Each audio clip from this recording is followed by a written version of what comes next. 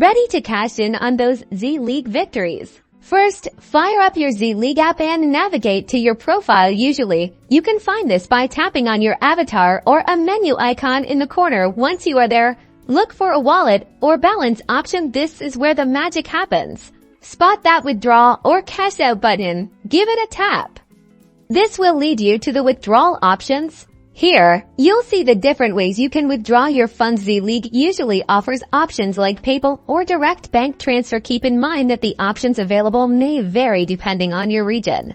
Before you proceed, take a close look at any associated fees or withdrawal limits. This info is typically displayed clearly to avoid any surprises. Now, enter the amount you want to withdraw and carefully fill in your account details. Whether it's your PayPal email or bank account information, double-check everything to ensure accuracy. You will usually see a confirmation screen recapping your withdrawal request. Review it carefully one last time before hitting that final confirm button. After confirming, Z-League will start processing your request. Processing times can vary, so check the estimated time frame provided. Be patient. Your earnings are on their way.